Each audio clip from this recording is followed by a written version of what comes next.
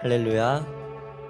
하나님께서 새로운 은혜로 열어주시는 새날을 맞이하였습니다. 우리 다 함께 사도신경 신앙 고백하심으로 2020년 11월 10일 우리 새벽 기도를 시작하도록 하겠습니다. 전능하사 천지를 만드신 하나님 아버지를 내가 믿사오며 그 외아들 우리 주 예수 그리스도를 믿사오니 이는 성령으로 잉태하사 동정녀 마리아에게 나시고 본디오 빌라도에게 고난을 받으사 십자가에 못 박혀 죽으시고 장사한 지 사흘 만에 죽은 자 가운데서 다시 살아나시며 하늘에 오르사 전능하신 하나님 우편에 앉아 계시다가 저리로서 산자와 죽은 자를 심판하러 오시리라. 성령을 믿사오며 거룩한 공예와 성도가 서로 교통하는 것과 죄를 사하여 주시는 것과 몸이 다시 사는 것과 영원히 사는 것을 믿사옵나이다. 아멘. 찬송가 86장입니다. 찬송가 86장. 우리 함께 주님을 의지하는 마음으로 찬양하겠습니다.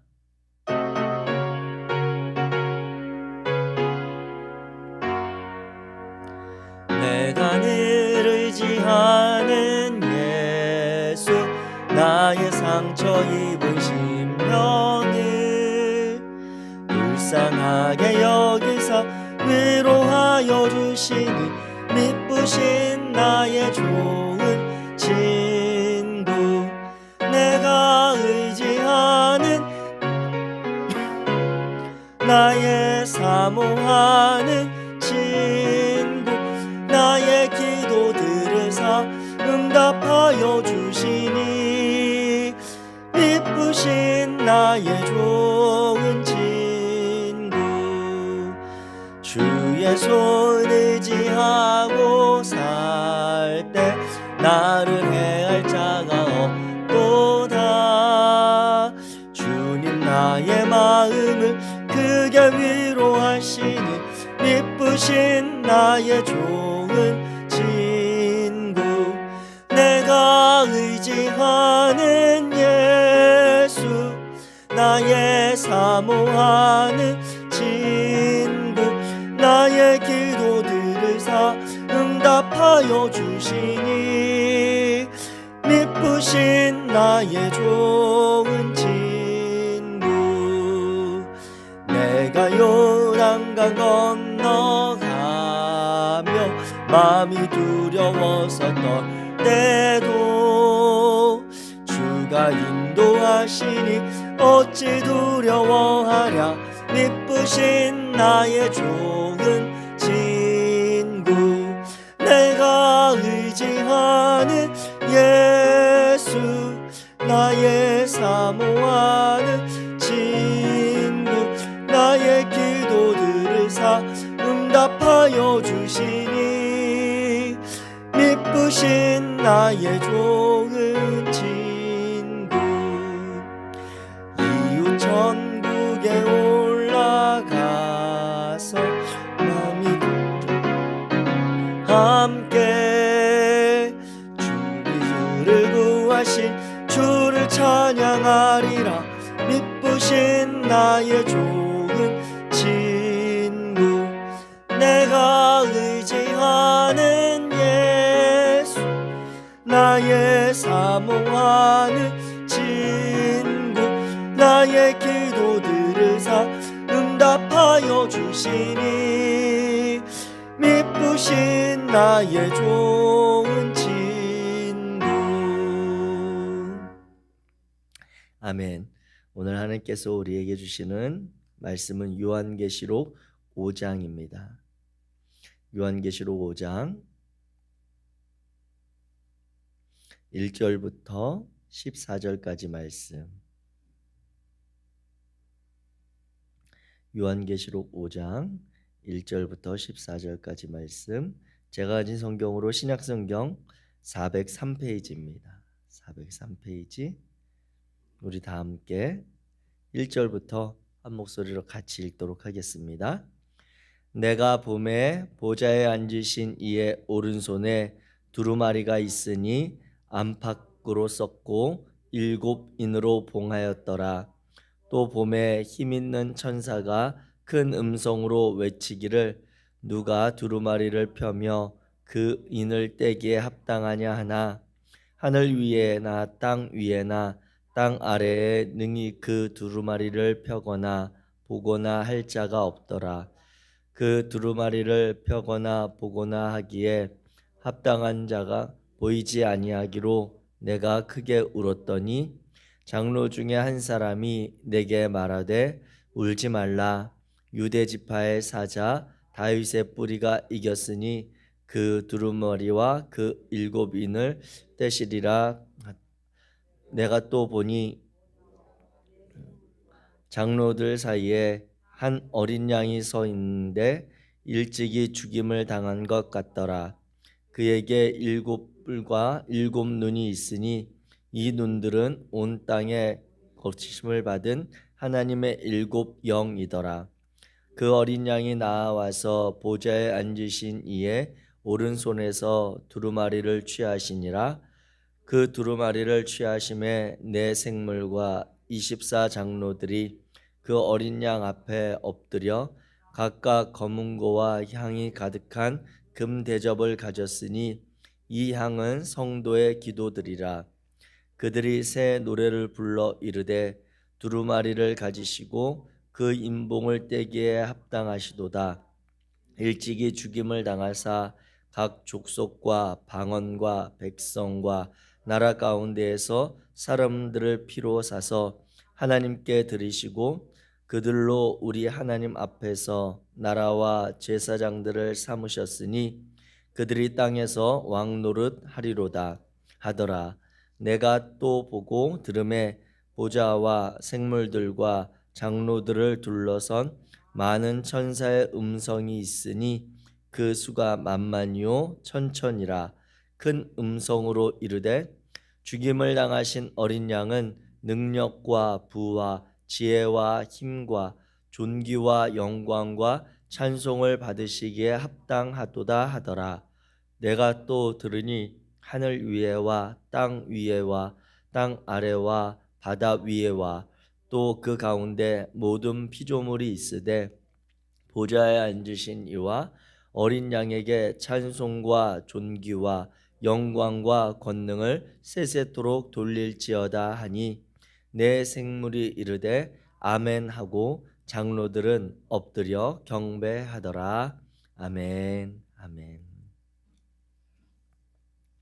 요한계시록의 말씀을 우리가 함께 나누고 있습니다. 요한계시록의 이제 4장에서부터 미래에 일어날 일들 또 어쩌보면 하나님께서 요한에게 보이신 환상의 모습들을 천상의 모습들을 보고 있는데요. 4장에 보게 되면 이제 4장과 5장을 약간 대비해서 보자면 4장은 요한이 처음으로 하나님의 나라 천상에서 보여지는 장면, 즉 하나님에 대한 모습을 발견하는 내용이 있습니다. 그래서 4장이 끝날 때 보면 11절에 우리 주 하나님이여 영광과 존귀와 권능을 받으시는 것이 합당하오니 주께서 만물을 지으신지라 만물이 주의 뜻대로 있었고 또 지으심을 받았나이다. 이렇게 하면서 만물을 지으신 유일한 창조주 하나님에 대한 찬양으로 내용이 끝나고 구성되어 있는 것이 4장의 내용입니다. 5장은 그에 반해서 이제 어린 양에 대해서 이야기하는데 그 어린 양은 우리가 잘 알고 있는 예수 그리스도에 대한 이야기입니다. 즉 다시 정리하자면 4장은 성부 하나님에 대한 그러한 모습을 요한이 보면서 이야기를 하고 찬양을 했고 5장에서는 이제 그 하나님에게 두루마리 하나님의 음성과 하나님의 뜻이 담긴 그 두루마리를 맡은 예수 그리스도에 대한 찬양으로 끝나는 또 내용이 5장입니다. 먼저 이 5장의 내용을 잠깐 우리가 살펴보자면 5장은 크게 두 부분으로 정리할 수 있는데 먼저 1절부터 7절까지는 이제 어린 양과 두루마리에 대한 이야기입니다. 그리고 8절부터 14절까지는 이제 어린 양을 예배하는 찬양하는 그러한 내용으로 되어 있죠. 그래서 보면 5장 1절에 보면 이제 보좌에 앉으신 이의 오른손에 두루마리가 있는데 그 두루마리를 보니 안팎으로 쓰여졌고 7인으로 봉해졌는데 이 요한이 보니까 그 두루마리를 볼 수 있는, 그 두루마리를 펼 수 있는 자가 없는 것 같아서 그 마음에 안타까움이 있어서 슬펐다고 이야기하고 있습니다. 그래서 4절에 보면 그 두루마리를 펴거나 보거나 하기에 합당한 자가 보이지 아니하기로 내가 크게 울었다라고 사도 요한이 이야기하고 있습니다. 그런데 5절 이후에 보게 되면 그 하나님의 보좌에 둘러선 24장로 중에 한 사람이 이야기할 때 울지 마라. 유대 지파의 사자 다윗의 뿌리가 이겼으니 그 두루마리와 7인을 떼시리라 하더라 라고 하면서 유대 지파의 사자로 일컬어지는 다윗의 후손인 예수 그리스도에 대한 이야기를 합니다. 그래서 5절에는 그를 사자로 이야기하고 있고 6절 이후에 보게 되면 어린 양으로 표현을 하고 있습니다. 이 내용을 보아서 우리가 알다시피 두루마리는 하나님의 그러한 마음이 담겨 있는 내용입니다. 먼저 하나님의 손에, 그 보좌에 앉으신 이의 손에 있었던 두루마리를 보면 이 두루마리에 대해서는 두 가지 견해가 있습니다. 이중으로 서명된 그런 두루마리 형태는 이중으로 서명된 어떤 계약서, 그러한 형태이거나 아니면 유서나 유언장이 보통 두루마리 형태로 기록이 되었다라고 하는 것입니다.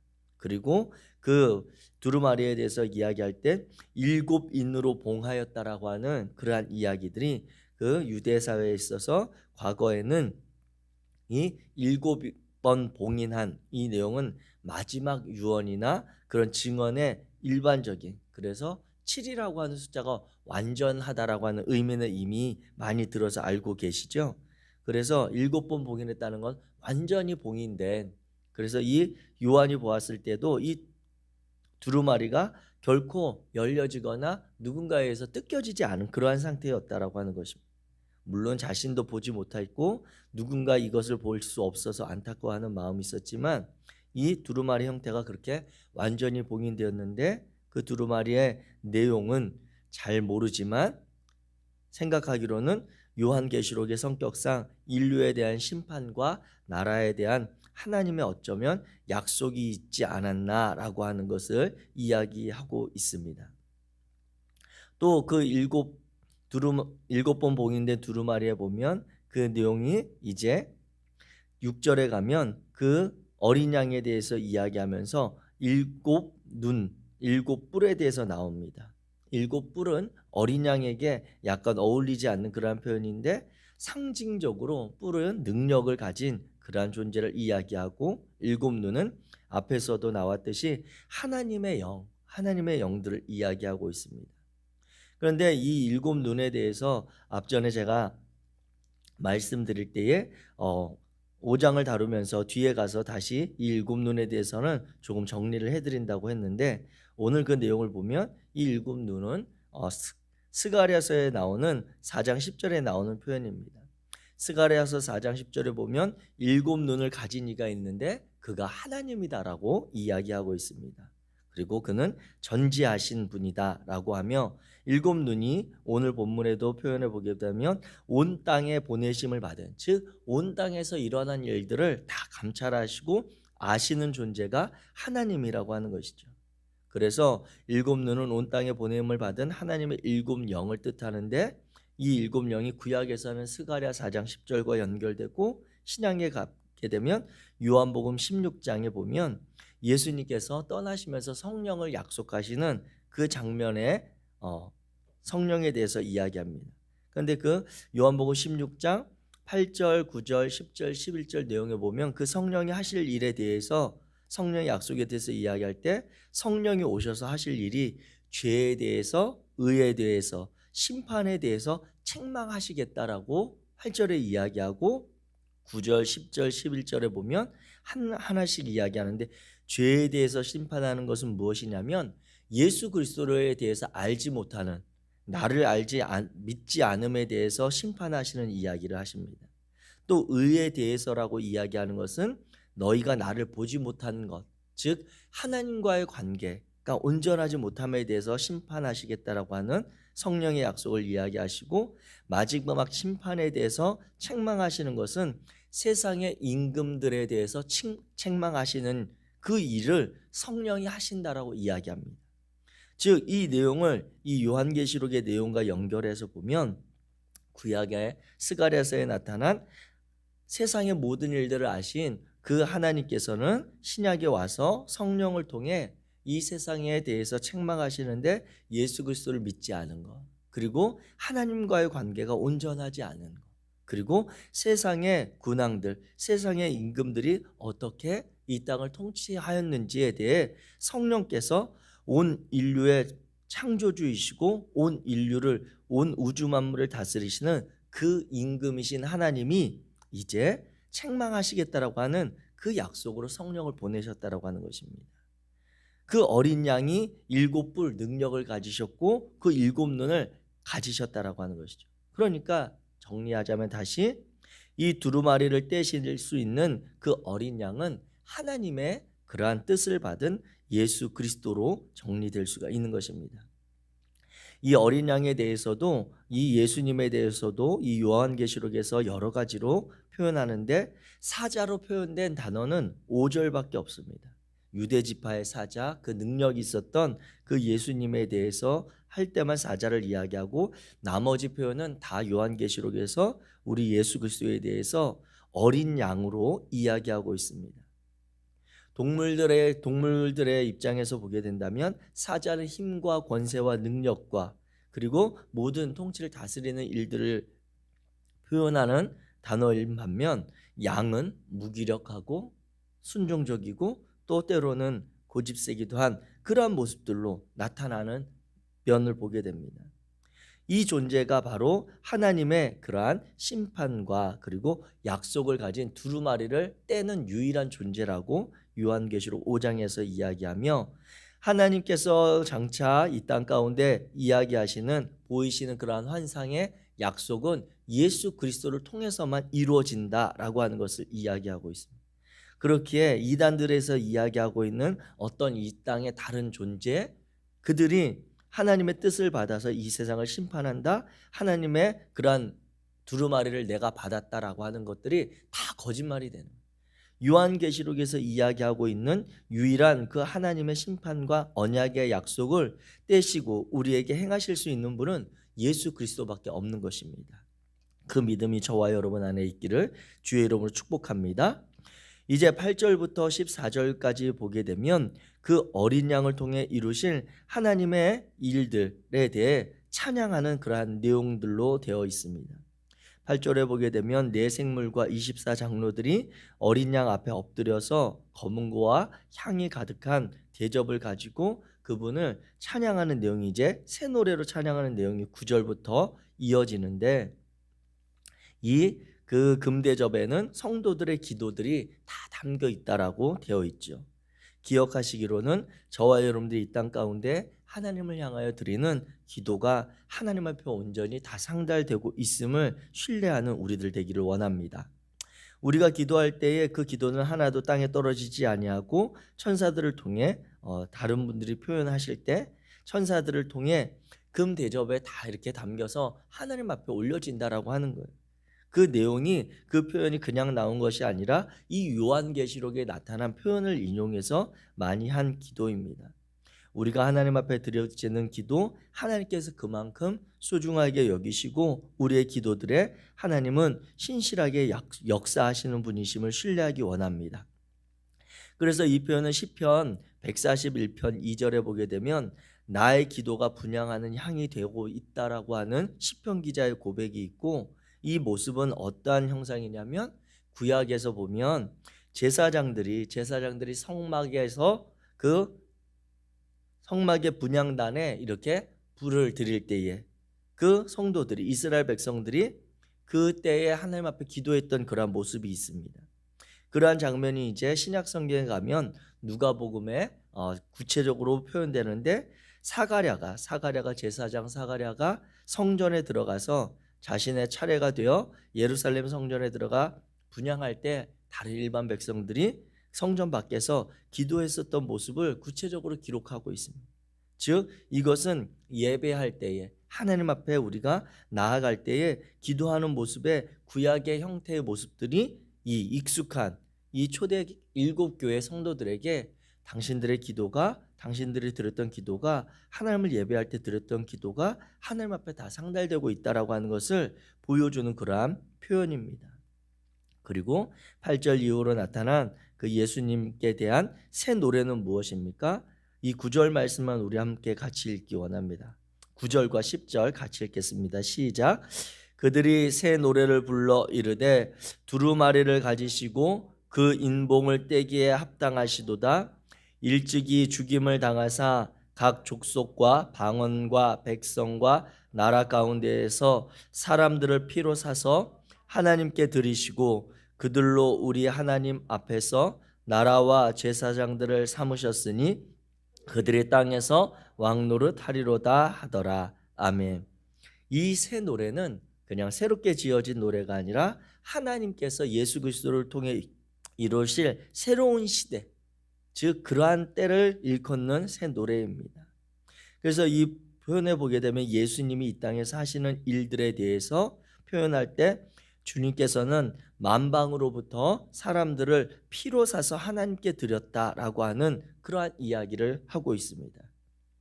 피로 사서 하나님께 드렸다라고 하는 것은 무엇입니까? 그 비유는 값을 지불하고 사람들을 해방시켰다라고 하는 그러한 이야기인데, 고대 세계에 보면 노예 제도가 있잖아요. 노예 제도가 있을 때에 그 노예를 부리던 주인들 중에 아주 극히 좋은 그러한 주인은 그 노예가 자신에게 정말 신실하고 정직하고 최선을 다한 그 수고에 대해서 마음이 감동받을 때 때로는 일부가 그 노예에 대해서 값을 지불하고 그 신분을 노예에서 풀어줬다라고 하는 것입니다.